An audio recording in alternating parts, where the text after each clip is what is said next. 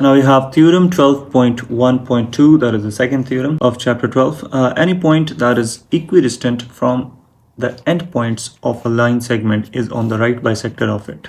What does that mean? Like, first of all, we need to have a line segment, okay?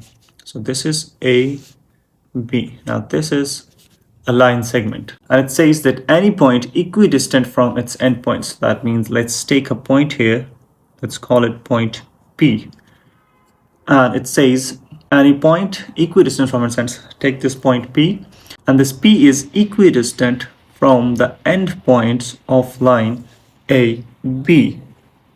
What does that mean? That the distance PA is congruent to the distance PB. Now what we need to prove is that this point lies on the right bisector of AB.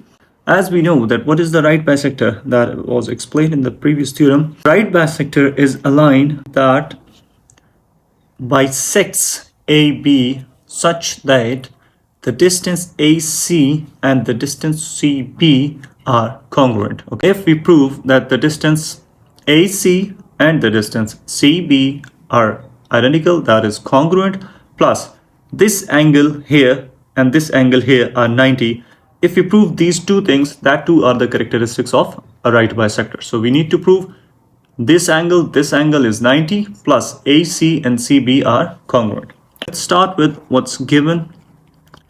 We have only been given one thing, that is there's a line segment AB, a point P such that the distance PA is congruent to the distance PB. What does that mean? This is equidistant from both its ends. So any point equidistant from the endpoints of a line segment, this part is your given, is on the right bisector of it. This needs to be proved. Okay, so to prove is P is on the right bisector of AB.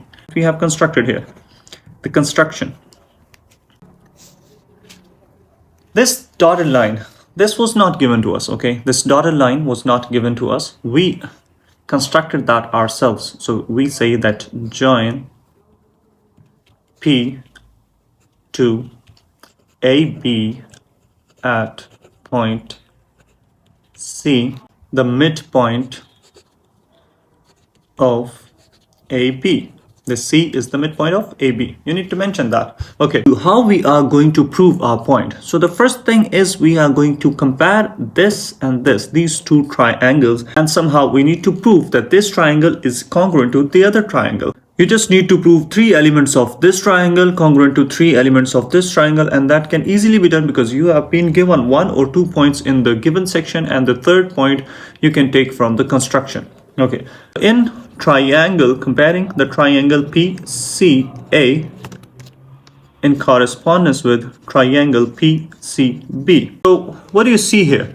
The line PA is congruent to the line PB, and that's given because they said the point equidistant. That, what does that mean? PA and PB are equal. So that was given.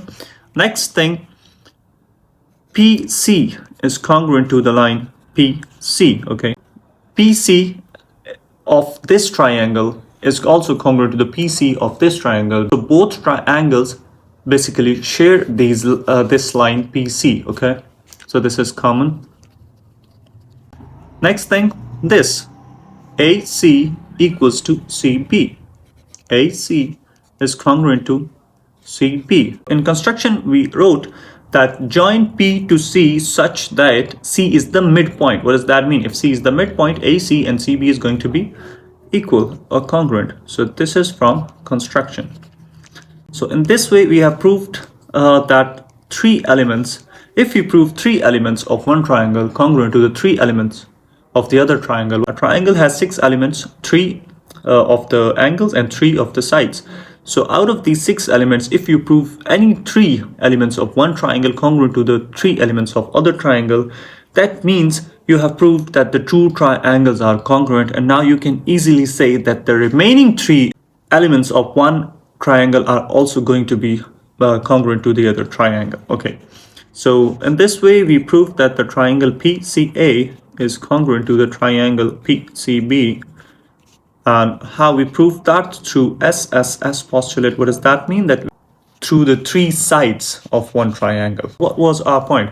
Our point was that this line, this point P, is on the right bisector. So how we prove that it's on the right bisector? If we prove that the distance AC and CB are equal and this angle and this angle are 90. And now angle PCA would be congruent to angle PCB.